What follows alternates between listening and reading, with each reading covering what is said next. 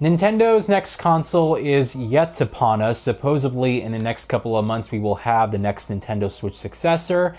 And that means we should be getting an announcement fairly soon. So we're going to have to keep an eye open for, I guess, when that happens. I'll likely do a live stream for Nintendo Stream or announcement stream of their next Nintendo console. But regardless, I wanted to take this time to kind of take a look back on the Nintendo Switch. Those of you who remember back in 2017, when the console was announced, I wasn't really the biggest fan of what Nintendo showed off, and I criticized it almost directly. And then the console came out, and finally I got my system actually a few months later, and didn't open it at launch because I had some personal stuff going on, and I didn't want basically the launch of this console or any of that to influence my feelings. So I held off. I basically had my Nintendo Switch sealed in the box, brand new, for like, I think almost a whole year before I actually unboxed it on the channel. And then it was, I used that system for about a couple of years, then I got rid of it in around 2020, 2021, and then got myself a Switch Lite. Now, why did I downgrade to a Switch Lite? Well, I'll share my thoughts on exactly that later on in this video, but I want to do something kind of special here because, you know, I rarely do cover Nintendo news. I really don't feel it's a system that really kind of competes, at least directly, with what Sony and Microsoft have put out. And as someone who, you know, really cares about storytelling, and I like adult-oriented games, and, you know, someone who just appreciates that more darker tone with narrative and stuff like that, I really feel like there's very few fleeting experiences, at least that Nintendo offers, for my type of audience. So that's why I don't really cover the console itself, but that's not to say I don't play the system. I've played a ton of games on the system. Well, I won't say a ton, but I've played basically my fair share of experiences. And what I'm going to do in this video is I'm going to show off my Nintendo Switch collection for the very first time. I'm going to show you guys all the physical games I have. I'll also boot up this system and show you guys the downloadable games I have, and different screenshots, and talk about my experiences there. And just kind of take a look back on the Nintendo Switch console in terms of its life cycle, sort of the good things and the things I hope and want them to improve on with the Nintendo Switch successor. So let me first talk about the Nintendo Switch and sort of, I guess, my personal experience with the platform. You know, Nintendo for me, basically it was around the time the Wii launched where I really feel like they were separating themselves from the main competition, because you had their consoles prior which were very competitive. At least, you know, they were competitive enough to the point where you can get kind of the same experiences on either system. You know, the GameCube and the N64 were competing with what PlayStation had, and also with what Microsoft was doing with the first Xbox. But it was around, you know, the 7th gen era where Nintendo launched the Wii, the whole motion control thing, and it just took off in a huge way. I remember I really wanted a Wii. I was so, you know, young at the time. And for me, seeing Wii Sports was like the best experience ever. And also Red Steel, which was a launch title. I thought that was like the coolest thing ever. You know, I can point the gun at the screen and stuff like that. So, you know, I had a great time with that system. Then the Wii U came out, and I liked Nintendo's marketing up to that point, that they were going to try and kind of focus on getting the hardcore consumer back. You know, but overall that console left a lot to be desired. I do not have a Nintendo Wii U. It is a console that I would like to get for my collection though, because there are a couple of games on there in particular that I would like to actually, you know, play that are only on the Nintendo Wii U. A lot of games have since been ported to the Nintendo Switch. So if you have one of these, you know, you didn't really miss out on a lot of the Wii U experiences there. But you know, it's when you kind of look at this system, it's almost remarkable how quickly Nintendo wanted to just push the Wii U aside. I mean, it was released in 2012, and then 5 years later, you got the release of this system. So, you know, Nintendo really saw the writing on the wall with that. And, you know, I think it was during an era, especially when console life cycles were starting to last a lot longer. So what was typically a normal life cycle, 5 to 6 years for a console, you know, the fact that the consoles now are supposed to be lasting anywhere from like 7, 8, possibly even more than that, yeah, I think it's quite interesting to see how quickly Nintendo kind of killed off the Wii U. And of course, you know, this is one of the main criticisms that a lot of people have with the Switch, is that overall it feels like Nintendo just really extended the life cycle beyond what the hardware was capable of. Now, when we still see exclusive titles like, you know, Tears of the Kingdom and the Metroid games and stuff like that, I think all those look fantastic on the platform and, you know, don't really look to skip a beat at all. But you really saw the third-party stuff. What happened is the Switch sold so well that all the third-party developers were jumping on and putting their games on there. The fact that like the system runs The Witcher 3 is still like blows my mind. But you also have other games like Doom on here. You have the Crysis trilogy on here. You have a bunch of different experiences that, you know, previously were third-party that now work fully on the Nintendo Switch. You know, big games without compromise. And it's interesting because we saw that really sort of drop off towards the last couple of years of the Nintendo Switch life cycle, where it seemed pretty, you know, clearly that the hardware was just not able to handle it. And you had developers who were still trying, but then situations that turned out like Mortal Kombat 1, where you look at the game and it's like, it's so heavily compromised in everything that it's doing that it shouldn't even be sold. So, you know, it's interesting to see basically how the experiences and developers really tried to push the hardware to its limits. We're putting these large games that probably were never designed to run on a mobile chipset. They were putting it on that system to varying degrees of success. It's an interesting landscape now, because what we have is a completely different industry. You know, console life cycles, cross generation is still a big thing now. You know, we still have games coming out on the PlayStation 4 and Xbox One, and they're now over 10 years old, which is just crazy. I mean, they're saying that Call of Duty is still going to be launching on the 8th gen systems, and you still have a lot of other games that are still launching on those platforms as well. I mean, Elden Ring, the Night Rain or whatever it's called, the new Elden Ring game that's coming out, is still going to be on PS4 and Xbox One. So it's interesting to see how the console life cycles, now it's kind of blurring the line where, you know, they're going to support it for as long as they possibly can. And now basically we might get hardware revisions and hardware upgrades a lot sooner in between. It's going to be kind of interesting to see how that changes over the course of these next couple of years here.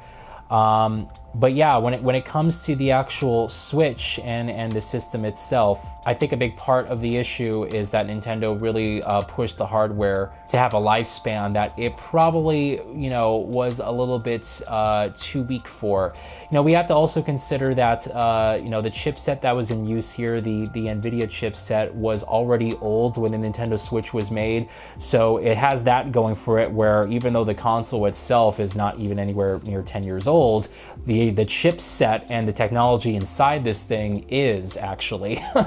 So yeah, it's really curious, but you know, we have a completely different industry right now. The Steam Deck OLED and just the portable PCs in general have completely changed the entire portable market, and now Nintendo's competing almost directly with those systems. You're competing with the Steam Deck, you're competing with the ROG Ally, and all these different, you know, portable PCs in between. Now we have a rumor that Microsoft is making their own portable handheld to work seamlessly with the Xbox consoles.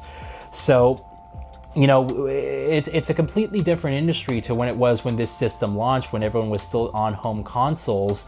You know, nowadays you have portable PCs and they're really, really good experiences.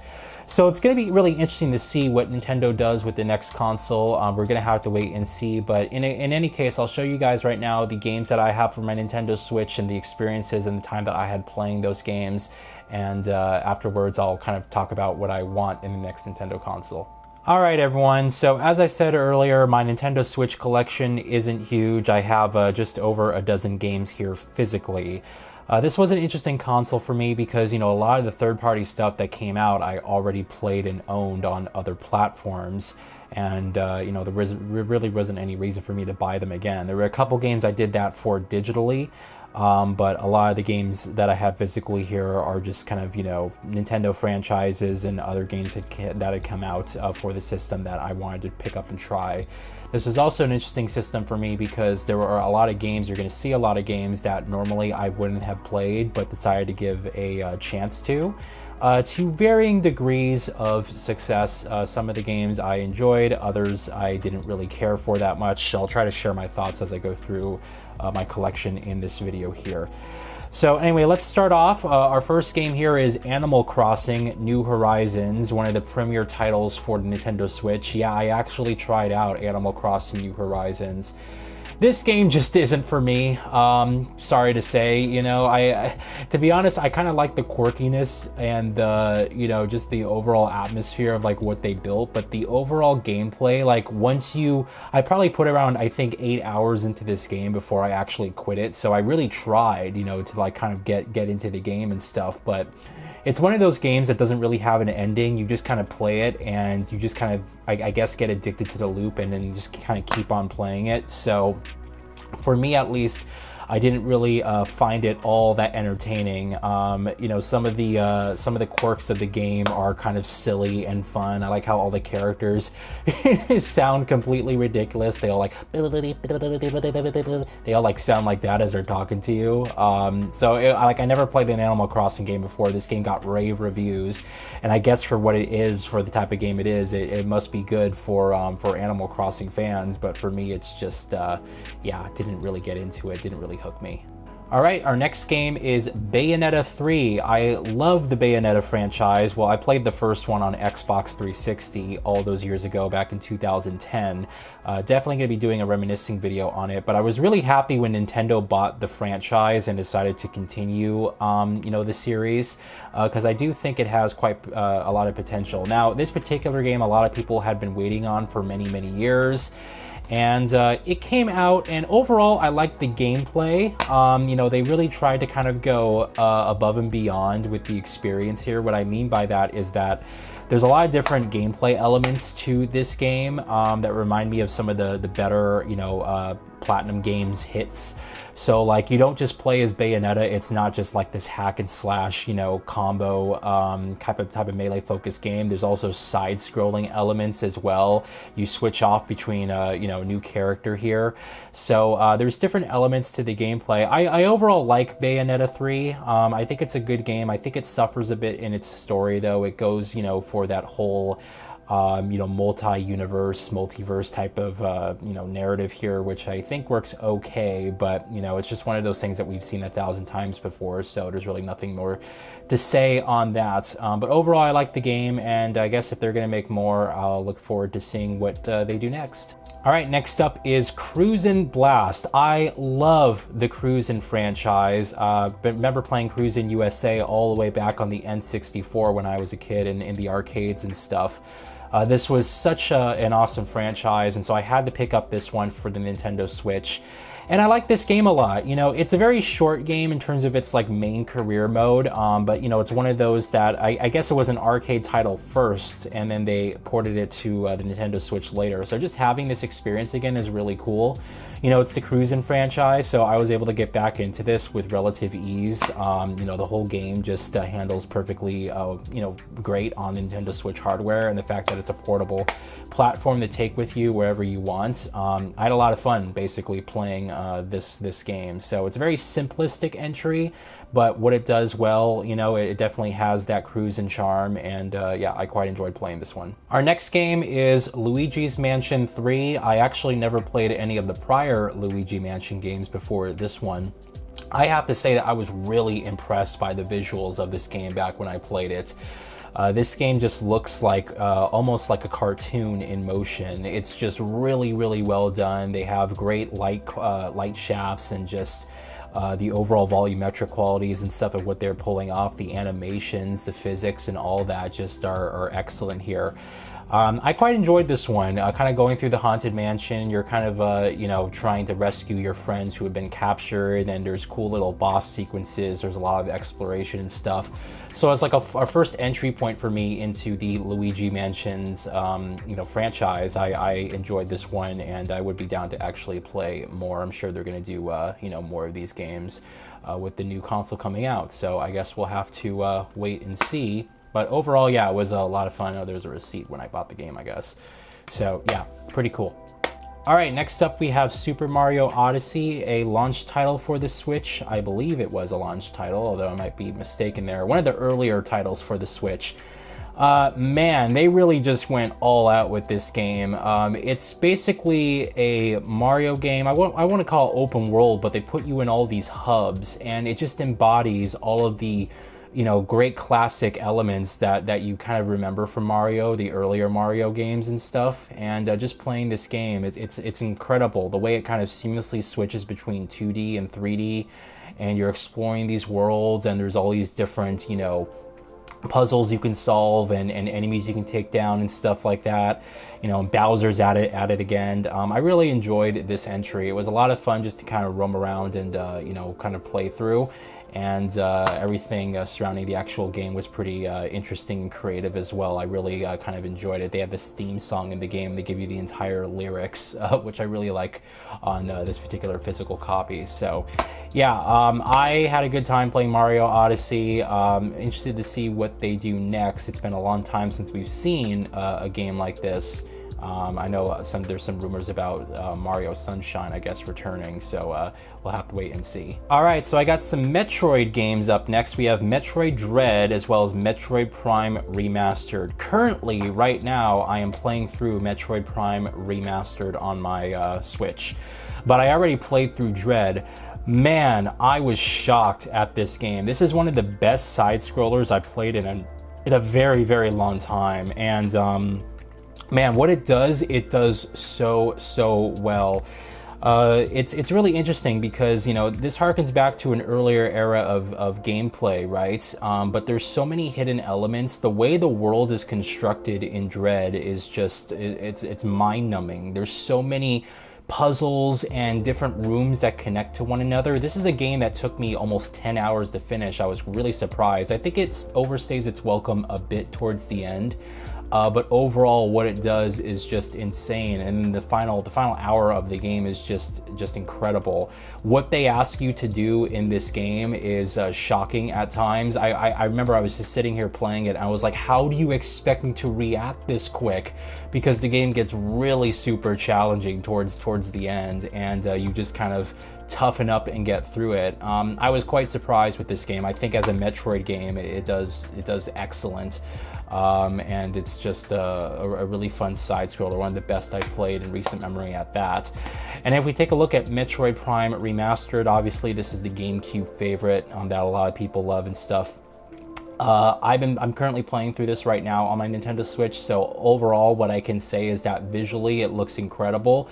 Definitely for a remastered entry, I think it looks fantastic on my Switch Lite, and yeah, I'm really enjoying this game. I'm not sure how far I am through it. I think I'm probably still not even halfway through, but I'm trying to take my time because this is like the second to last game I have to play on my Switch before I complete my whole collection. So yeah, I'm just kind of savoring the experience. You get this nice reversible cover as well. My cartridge is in my Switch right now, which is why you don't see it, but yeah, I love the Metroid franchise, so having both of these games, Metroid Prime Remastered and Dread, is just awesome, and they're just excellent in their own right. I'm really excited for Metroid Prime 4, so I think that's going to be interesting, especially if they make it a launch title for the new Nintendo console.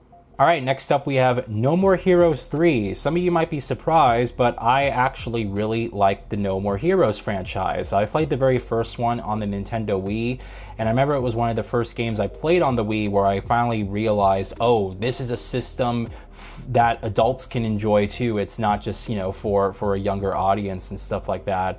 I really enjoyed the first No More Heroes. Didn't play the second one, although when I start building out my collection again, I want to actually get those games and play them. But I did actually play through the third one here. Wow. They, again, just like the other couple of games I mentioned, they really went all out with this entry. It's a great kind of hack and slasher. It controls really, really well on the Nintendo Switch, you know, in portable mode, which is where I played it. And just overall, the quirkiness, the characters, everything that you enjoyed about the first game is here in full effect. Really like the visual style of the game. They kind of went with the Unreal Engine for this particular entry. At least I believe that's the engine that they used. And the performance could be better. Sometimes you'll get stretches of gameplay which run at 60 FPS, but in between, when you're kind of running through the world, you have like this open world hub style gameplay that runs in like the 30 FPS range. So yeah, they could have done a little bit better on the performance there. You know, this is a game where it probably was a little bit too big for the Switch, but now that it's ported to other platforms, I mean, you can get this, I think, on PS4, Xbox, as well as PC. So now you can get this on other platforms. You know, you can pretty much enjoy the game as it was without any sort of issues with optimization. So that's really great to see. But yeah, I just really enjoyed the No More Heroes games, or at least the first one on the Nintendo Wii. And so I wanted to pick this one up and really had a good time playing this all the way through. Just really fun. The intro sequence alone to this game is just so awesome. They just do something incredible in the first like 30 minutes of this game. It's just great. All right, next up we have Octopath Traveler. This was a game I wanted to try because it had this unique art direction. They already have a sequel that's out, and I don't have the sequel because, yeah, unfortunately, this is just one of those games that I had a really hard time getting into. It's a beautiful game, just absolutely gorgeous. And what it does is, as far as a turn-based game that harkens back to that older style, it does so well. But it just didn't click with me, man. And I really tried. I put about 10 hours into this game and just kept, you know, kind of trying to force myself to play it, hoping that there was just something that was going to click, because I really enjoyed being a part of this game's world. But the gameplay just didn't jive well with me, and you know, I've spoken on this previously, but it is a bit difficult for me to kind of get into turn-based games. Again, I was really shocked with how much I loved the Yakuza Like a Dragon entry. I was really kind of surprised because I was really worried, being a fan of that franchise, that new change in gameplay was going to you know, make me unfortunately have to depart from playing those new games. So sometimes it works in its favor, sometimes it doesn't, but yeah, overall Octopath Traveler, I was sad to say, didn't really do it for me. So, yeah, I just couldn't really get into this game, and wanted to enjoy it, but it just, again, just didn't really click with me. So, oh well, you know, you win some, you lose some, I guess, and yeah, unfortunately this one is just a no-go for me. All right, next up we have Pokemon Sword. I tried to get into another Pokemon game because the last time I played Pokemon was like on the Game Boy Advanced SP. I'm not even kidding. It was like so long ago. And, you know, I used to love these games as a kid, but just kind of fell out of it, you know, just kind of grew out of it, I guess. Yet the franchise is still going incredibly strong. So I tried to get into Sword here. I played this game for around, I think, 8 hours or so. And, yeah, this is just one that I just couldn't really connect with. It's weird because there are parts of the game that I really like. I like the open world or the exploration structure of what they built here. I think that's really, really cool. I think the premise is really, really interesting and really cool here. But, you know, I think it may be possibly just because, again, I grew out of these games. You know, I used to play them a lot when I was a kid, and I just haven't at all, you know, ever since. So I think it just might be, here's a nice look at the map, by the way. Let me take the receipt out. Look at that. I just think it's possibly because of, you know, just the fact that these games just, you know, the people who really love them have played them for many, many years and never stopped playing them. And perhaps it's because I kind of fell off of it and grew out of it that it just doesn't connect with me anymore. So I don't know, man. But in any case, this one just didn't really do it for me, so didn't really get that far. All right, we have Yoshi's Crafted World up next. Love the Yoshi games. I remember playing it back on the N64 and just having a blast. It was one of my favorite games on that system. This is a great game, man, for what it is. It just really, really is fantastic. I have to say, I really like the visual style of this game. I like everything that they put together with this entry. I do think, though, it's just a little bit too long. They take this game and they really stretch it out towards 8 to 10 hours. Yeah, you know, you could make it shorter if you really know what you're doing here, but I have to say, once I hit like the 6-hour mark, I was really ready for this game to be done, and it keeps kind of, you know, pushing things forward. Like something happens where you feel like you're near the end, and then it's like, oh, plot twist, and then it continues further on, you know, for a couple more hours after that. So I really enjoyed the game. I really found it was fantastic in almost everything that it does. It's just a great entry. But I really felt that, you know, it could have been just a little bit shorter. You know, it just overstays its welcome just a bit. So yeah, I kind of think that they can perhaps kind of tone things down a bit, but knowing Nintendo, they're just gonna kind of build on this premise. But for what it is, it's a great game, and I had a fun time playing it.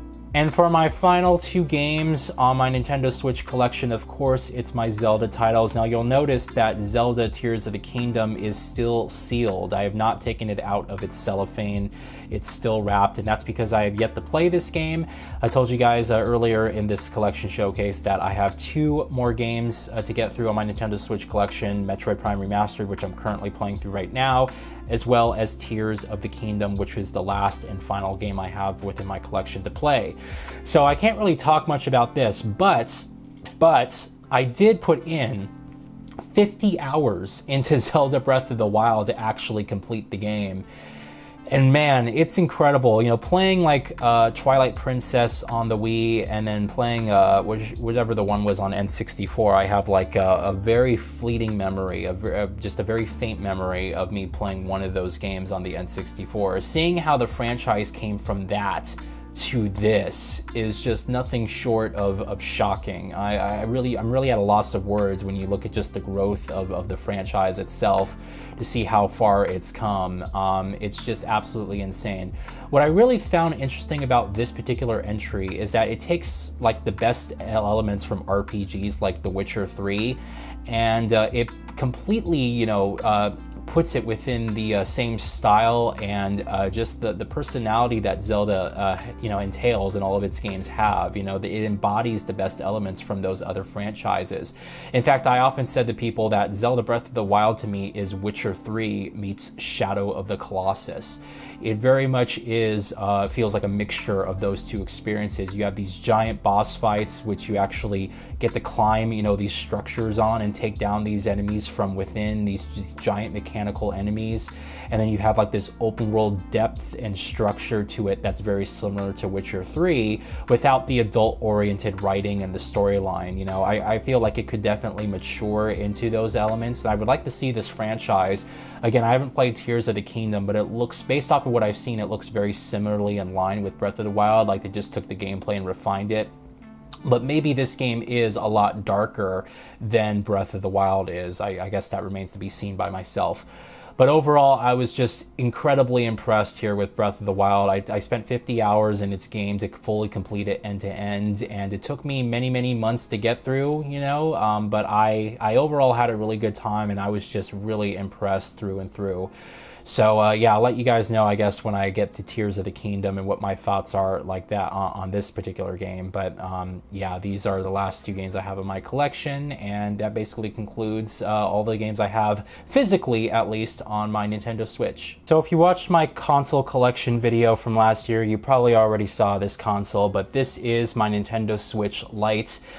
This particular version is the Dialga and Palkia edition from Pokemon.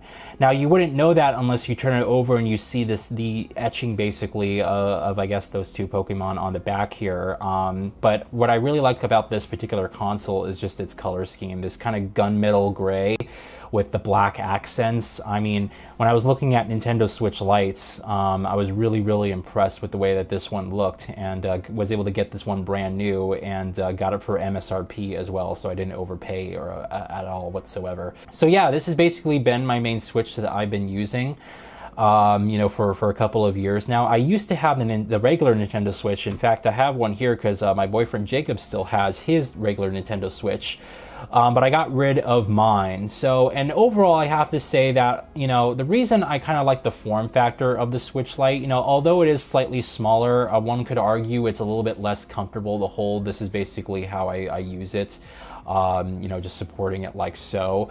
But overall, you know, I have to say that the screen on the Switch Lite, to me, I prefer it a lot more than the base Nintendo Switch. Although the Nintendo Switch base here is larger, the pixel density on the Switch Lite is so tight, so close together, so it makes everything appear a lot sharper than usual. I have to also say, excuse me, that the color accuracy on the Switch Lite seems to be a little bit better as well. At least from like what I've noticed, colors just seem a lot more natural. And as someone who really cares about calibrated displays, this was also, you know, a key point for why I wanted to get this particular version. But anyway, I'll show you as I boot up the system here what I have installed. Here, we'll move this over. Basically, you know, I just have the basics here in terms of like my game collection and stuff like that. Let me actually zoom in so you guys can see the home screen. All right, so as we zoomed in here, this is basically what I have on my home screen, I guess my layout. These are all the games that I have. So you guys can kind of see all the stuff that I've played here. So there's a couple of, you know, third-party stuff that I wanted to get and kind of see and was very impressed by. Like Alien Isolation is still one of the most visually impressive games I've seen on the Switch. You know, of all the games I played, this was absolutely my favorite, but I'm a huge fan of this game. What I was really impressed about with Alien Isolation was the fact that they seem to have like not compromised anything in terms of the visual integrity of the game. The way it looks is just incredibly similar to like the way the PS4 version looks. It's almost astonishing, and I just was like shocked when I was playing the version, because it's Alien Isolation with the DLCs with no compromises whatsoever, running at a stable 30 FPS, native 720p. It looks fantastic. And also Crysis Remastered, you know, I played this game many times, but I was quite impressed that this game ran and looked as good as it did on the Nintendo Switch Lite here. I mean, it's very impressive when you see this little console kind of playing that game. Yeah, it's quite interesting. Also, my friend Pedro, which is a great side-scrolling shooter, I played on the PC back during launch, played it here, and it seems to adjust and run really well on the Nintendo Switch screen. So yeah, I mean, you can even see some like screenshots here. I take some screenshots of like cool stuff. So as I said before, I'm playing through like Metroid Metroid Prime Remastered right now on my Nintendo Switch. But you can kind of see some other games that I played. Here's me playing, you know, some Bayonetta and stuff. And then what we have here, we have some Crysis gameplay. I mean, you look at these games, right? I mean, that's literally how the game looks. That's a full in-game screenshot on the Nintendo Switch Lite here. I mean, yeah, that's just incredible. Here's some gameplay. You know, it's smooth for what it is. Handles perfectly fine. You know, looks good. I think there's some Alien Isolation stuff in here as well. Oh yeah. I mean, here's Alien Isolation. You can kind of see it's a little bit dark here, but oh, this is really funny. I mean, it's the game, you know, no compromises whatsoever. So when I look at experiences like this, watch this. That was awesome.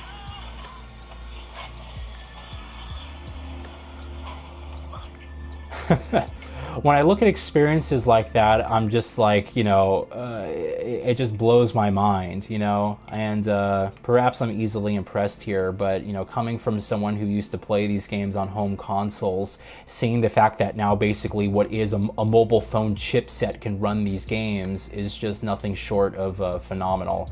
So yeah, it's interesting. It really is, just to see the growth of everything. But that's what I have on my Nintendo Switch Lite. So pretty basic when it comes to the stuff that I have. Again, it's just the games and whatnot. And then I have, I think I have a 120 gigabyte memory card in here. Go to data management. Yeah, like 120 gigabyte memory card, or micro SD card, excuse me. So I keep some of my downloaded games on that. And when I get done with all the games in my collection, I'm going to upload all the save files to the cloud as well, just so I have those backed up, just in case anything happens. But yeah, that's basically what's on my Nintendo Switch Lite. So there you have it. There's a brief look at what I have in my Nintendo Switch collection. Again, it's not very large, but for someone who plays on multiple different platforms, I tried my best to kind of venture off and play a lot of the big, you know, Nintendo IPs, even the ones that I probably wouldn't have played beforehand, but I gave it a shot, and you know, to varying degrees of success, I guess. Sometimes I liked those games, other times it was like, yeah, this isn't for me. What I'd like to do right now is talk about what I would like to see in the next Nintendo Switch, what would make that system very appealing to me. I'm probably going to get the system on day one and do an unboxing for you guys. Although, you know, that remains to be seen how much the system is going to cost and, you know, basically what type of experiences are going to be there and if this is going to be something that I definitely want to do, okay? But in any case, yeah, let's talk about what I like to see in the next Nintendo Switch. Now, some people think it's going to be called the Switch 2. I feel like it's going to be called something completely different. I think if Nintendo was going to call it the same as the Switch, they would do what they did with like the new 3DS, 3DS XL. You know, they would just say, it's the new Nintendo Switch. Nintendo has really been kind of weird with their naming and marketing and stuff like that. And I don't think they've ever used basically they never called a system, you know, with a number, a numerical value at the end. It's always been something like the NES to the SNES or the 3DS to the new 3DS. So I feel like it's going to almost be called the new Nintendo Switch, or they're going to put something, you know, where there's some type of prefix or at the end there to basically differentiate itself from the original system. I think what I would definitely like to see though is an upgrade in the screen. To me, this is probably the biggest issue. Now, Nintendo did this already with the Nintendo Switch OLED. But you know, it's funny because I remember distinctly that when the Switch OLED was coming out, there was an article that came out as well that said it only cost Nintendo $10 extra to actually produce the Nintendo Switch OLED versus the regular Nintendo Switch. And yet they were charging you a pretty hefty premium for the Switch OLED screen, especially when in consideration to the Switch Lite and the other systems at the time. I almost feel like what Nintendo should do is just make an OLED screen right off the bat. Some people would say that, you know, make it 1080p as well. I don't know if we necessarily need 1080p as a resolution for the portable system. What's interesting is that, you know, NVIDIA's gonna be really kind of, you know, involved with their technology there. So we're gonna have things like DLSS and hopefully other advanced NVIDIA technology.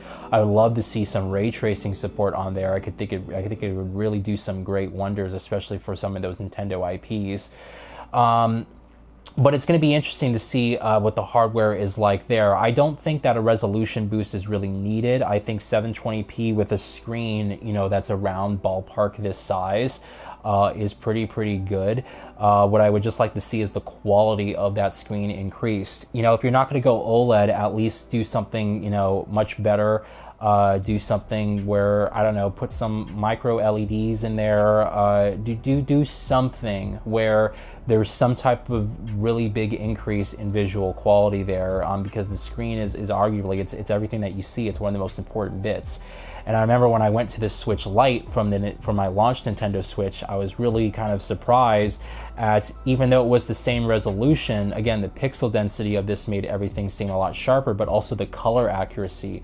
There was a lot more nuance and just more balance to the colors overall. So as someone who really cares about accuracy, and I think creative intent is very important, you need a screen that could replicate accuracy in order to achieve that. So I would really like to see that you know, be a focal point for the next Nintendo Switch. Outside of that, I think that the cartridge systems should probably remain in full effect. You know, I really feel like backwards compatibility is a very important thing right now for the industry, which is fantastic. It's great to see that new hardware will support the older games, and that should just be a given. At least it used to before things kind of got haywire during the 7th and 8th generation. But now it seems to be a focal point now where the new systems and hopefully the next Nintendo Switch support all of the cartridges via backwards compatibility. And if they have something like boost mode or, you know, some type of enhancements where like Xbox does with their backwards compatibility program, that'd be great to play these games with increased performance. That should just be a given.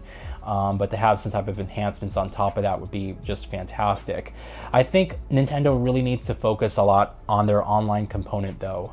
Their online infrastructure and everything, the whole way that they handle just online in general is just decades just behind the competition. You know, they're so far behind just the basics. The fact that I can't just give someone my online ID, I have to give them basically a friend code, which is like a phone number, to basically give them, to get them out as my friends list on the Nintendo Switch. And the fact that when I'm online, it doesn't say I'm online unless I'm actually playing a game on the Nintendo Switch. And if I want to do things like, you know, talk with someone or chat with someone, I have to have a third-party app for that, or I guess Nintendo Switch's app for that. All these different things, you know, and they charge for multiplayer, they charge for online, but I really feel like, you know, they really need to focus on that, because they're so far behind the competition and everything that they do, and it's just basic stuff. You know, why don't I have achievements or trophies or anything like that on the Nintendo Switch system here? You know, it's something where it's like, especially for Nintendo games, people really love to dissect and, you know, explore and play those games a ton. You would think that of all the IPs, something like achievements or trophies would be very attractive to Nintendo players. But you know, I think that's something that they just really have to kind of involve themselves in. Even things as simple as sharing a screenshot is so, like, you know, ass backwards, basically. You have to connect your phone to a network and have your Switch connected to that network, and then it shares the screenshot, like it downloads a screenshot from the Switch to your phone. It's just like, why can't you just share it immediately via an email or share it with anyone on your friends list? I just wish there was an easier way. They should have direct integration with different web platforms. Like I can share it directly on Twitter without needing to sit there and have it downloaded to my phone. Or they should do what Sony does, where if you take a screenshot, it automatically uploads it to the app and you can just download it from there. You know, that's a way to sort of get around it. But yeah, I feel like that needs to be a focal point there. I honestly just want more power, and what I want is more comfort when holding the system. This system has a flat back, right? So when I'm holding my Switch Lite, I often do so like this. You know, I have my fingers down here to support it, my fingers up here for the triggers, and then the rest down here in the back. But what I really like about my Steam Deck is that you have actual grips. You can hold it like this. And I feel like, based off of the leaked screenshots, you know, all this is leaked information, so it's not confirmed. I'd much rather like to hold my Switch with handles, you know, with grips, rather than having to do this the entire time, because I don't think this is particularly comfortable. So yeah, it'll be interesting. I think if we talk about a price point here, I almost feel like Nintendo's going to charge around $350 at least for the system. I'm almost expecting it's going to be $399, $400. I think when you look at inflation and everything today, how much consoles cost, Sony just released a system for $700. I think that, and these consoles still, by the way, have not received a price drop at all. In fact, they've gotten even more expensive than what they did at launch. So I feel like the next Nintendo Switch is going to be basically a almost $400 system. And if it has NVIDIA's feature set and tools, it could be very appealing and help give it longevity. But, you know, the thing with Nintendo is that they rarely ever drop prices on anything. So it's going to be interesting. And of course, the launch titles and stuff that we're seeing, I think there's rumored to be a Mario Kart game launching, which will make sense because it's been a long time since we've had one of those. And Metroid Prime 4, which would be nice to see if it actually launches on the next Nintendo console day one. That will be interesting. But anyway, that's basically all I have. You know, in terms of immediate thoughts for what I would like to see for the system. I think Nintendo really, you know, kind of nailed it here with the Switch in terms of, you know, kind of the flexibility of what people want from a system. I want more customization options. I just want better online infrastructure. I want more power, and I want more comfort. You know, just those things I think could make this system just feel like a really refined successor to the next Nintendo Switch here, or to the Nintendo Switch here, excuse me. And yeah, just make it a very appealing and attractive offer for that. We'll just see what they do regarding the actual price of it overall, okay? So yeah, let me know what you guys think. I guess we'll just wait and see until the next Nintendo console gets announced. But anyway, I hope you guys enjoyed this video. Thank you so much for watching. Let me know what you guys thought of the Nintendo Switch as a lifespan of the console itself on a whole. And also any games in my collection or other games, I guess, for the system that you think I should pick up and play as well. And we'll go on from there, all right? Thank you guys so much and have a great day.